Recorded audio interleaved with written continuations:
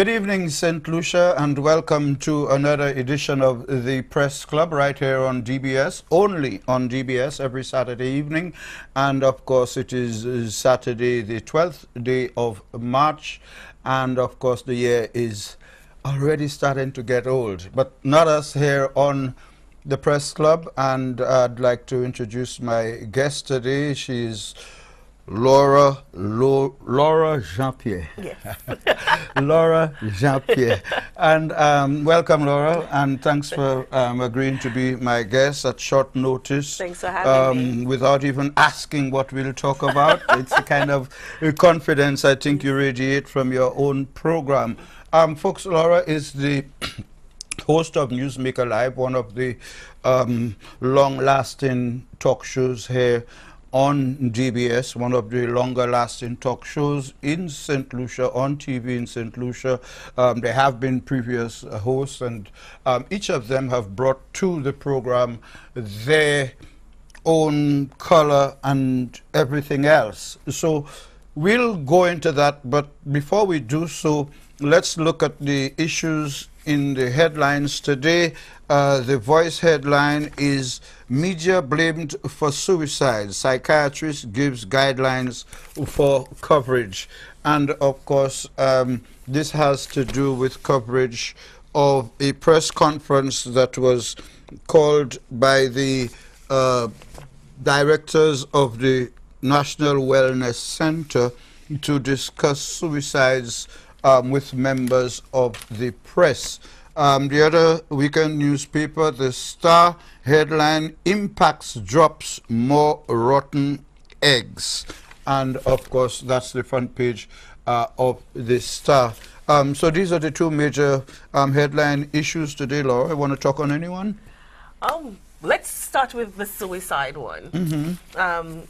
Suicide has now become such a big thing, it's a buzzword, you know, and a lot of times I ask myself, what kind of society do we live in when the buzzwords, that, you know, the words that become buzzwords in our society, in our homes, in our schools, are not necessarily the positive ones. And now it's suicides, you know. But I must say it is something that we have to pay a lot of attention to. It could be anybody. I mean, I have been personally touched by suicide. I had a colleague, a friend, who committed suicide, and that touched me like it were my own sister, you know, that had committed suicide. So I think it's something that we have to be up to date with. We have to be able to see the signs, to be able to recognize what the signs are of somebody who is suicidal or who has the ideation of suicide, who is depressed. What can we do? Because a lot of times the person who has committed suicide has gone, but the ones left behind are the ones who are picking up the pieces. Maybe it was something that I said, maybe something that I did, maybe something that I did not do, you know. So I think it's very important. And as we were discussing off air a little earlier, the title says "Media Blamed for Suicides." I listened to her, and I didn't necessarily think that she was blaming the media per se. I think she was perhaps saying that the way the media deals with suicide could be a little bit more gentle, could be a little bit more, the media practitioners could take a little bit more consideration of the victims and the family. And the families. Absolutely. Yeah, certainly, because one of the, and you're quite right about the issue of the buzzwords, suicide, rape, you know, sexual assault against minors. We highlight the things, we accentuate the negatives that we want to see better done about. But as she was saying, it's not about not covering the suicide. Right. We can't get away from the story, but it's how it's done. There's this normal, what has become a norm here, which is a norm nowhere else, that a reporter, a TV reporter would go up to the parent or next of kin of a victim and ask how you feel. Yeah. You know, how you feel Absolutely. about your son just being killed, how you feel about your daughter just being found hanging. Yeah. And in some cases, even focus right up to the tears. Yes, and I think it's a little insensitive. I mean, every time I'm easily moved to tears. My friends will tell you I cry for everything. I cry when I'm happy, when I'm sad. So just imagine, you know, you've just found out that your child, whom you love, you probably went into labor for how many hours, has committed suicide. And there's this person thrusting a camera in your face, you know, you crying in a lot of instances, bawling because the pain is so much, you just want to get it out. And there is this person, and I often ask myself, if it were the cameraman or the reporter in reverse. If it were reverse case. How would they feel having somebody now thrust a camera in their face and a mic? I mean, this year I had a very close relative of mine murdered. And so I was on the other side of it now, not just, you know, reporting about it and the anguish that the families must feel and pouring my heart out to them, but now I was in the that position, and it wasn't a nice position to be in. So I can just imagine, you know, trying to understand what exactly is going on, because this person has committed suicide and you're grappling with it. You haven't fully understood it or taken it in, and there are these people just trampling over your privacy and your moment of grief, your innermost, you know, you're just bare. You know, I think there's a lot more we can do. So what that obviously reflects is a lack of understanding of the issue, even by the reporter. Absolutely. The reporters themselves.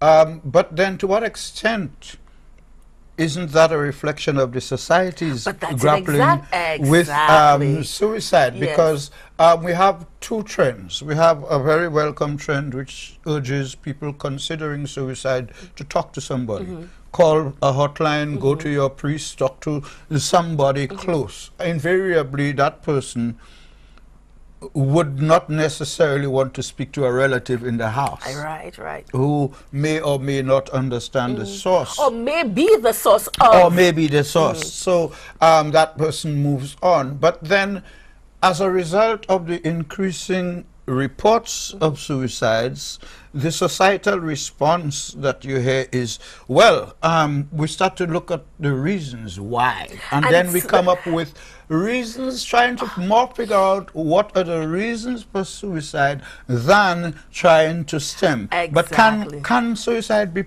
prevented? That's a little ticklish one, because as I said, I have been touched by suicide, and I remember vividly leaving work, having had a conversation with the young lady. You know, she was smiling, she was happy, or so we thought.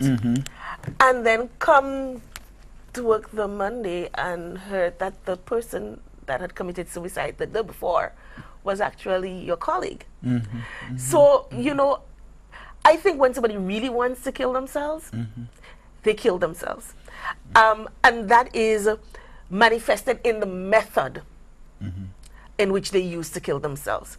And I think it's a very disturbing trend right now for me as a female to see that a lot of women now are, the methods that they're choosing to hang themselves, to kill themselves, are not necessarily the traditional methods that women would have. So women will talk about it. I feel like killing myself, and we talk about it and we talk about it, but hardly do we ever go through with it. And when we do go through with it, the method is not a finite one.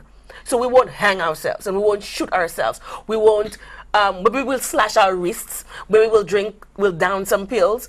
And those methods take a longer time to kill you, as opposed to hanging yourself, which is very finite, shooting yourself in the head. As a result, the statistics indicate that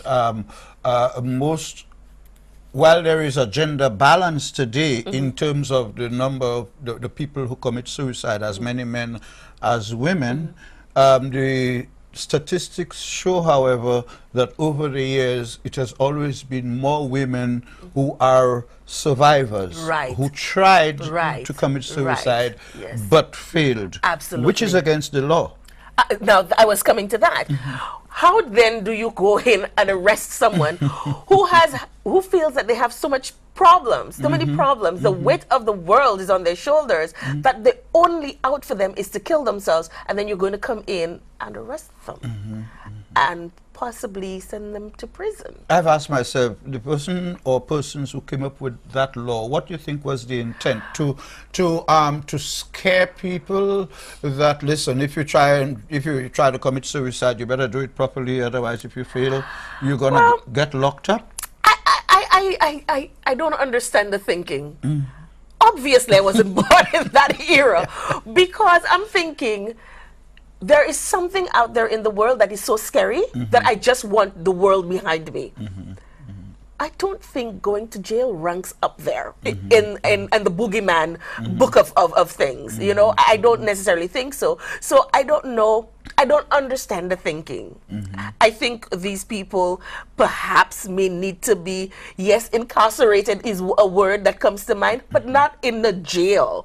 But a place where they can get mental help. Where they can get help. Where they can get assistance. Yes, assistance, not thrown in jail. Because I was wondering whether, like you said, that law must have come long before us. And rather than punish the person for trying to deal with their problem in the way that they felt, which is to take their own life, you're now going to punish them, like I said, for not having done it right, exactly. properly. And people need help. The family of the victims, what has been your experience in terms of, when I say your experience, in terms of how have you seen families react to losing someone who, like in the case of the young lady in Tuya, 24 years old, bright, everything, there was no sign. And there is never any sign, because you and I know that people don't come out and say, hey, I'm about to go and kill myself. And even when there are signs, we're not trained professionals to see those signs. And I think that we're going to have to come to that in a little bit, where we need to have some sort of PSA to help us, and not just once, every time. Not just when it happens. Right, every time there's a suicide, but continuous, like because we learn by rote. Yeah. Exactly. Let's take a break. We're going to take a break right now. You're watching, sorry. You're watching the Press Club here on DBS, so don't touch that remote. We'll be right back for our discussion with Laura Jean-Pierre, host of Newsmaker Live, right here on DBS. Stay tuned. We'll be right back.